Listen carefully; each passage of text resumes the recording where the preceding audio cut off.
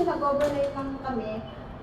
Dahil nga kasi hindi kami nakapag-settle ng bill. So, kwarto lang naman ang inano namin. Tinatanong ko yung mga nurse doon, bakit nagkakasama ba yan sa bill? Sabi, kasama sa bill. So, ibig sabihin, covered pa yun. Yes.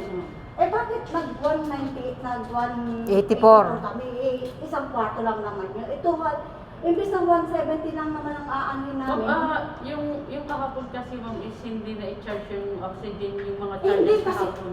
nag-final bill na nga eh. Nag-final bill na ng hapon na gabi. ngayong araw. Hindi, nag-final bill na, di ba? Gabi. O, covered pa yon.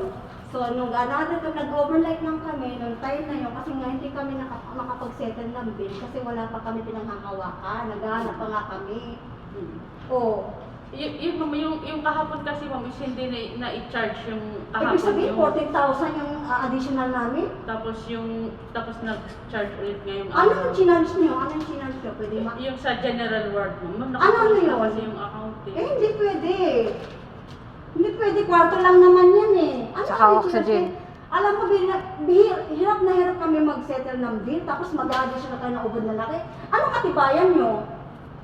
Wait lang. Hindi pwede yan. Hindi kami namumulta pera dito. Ang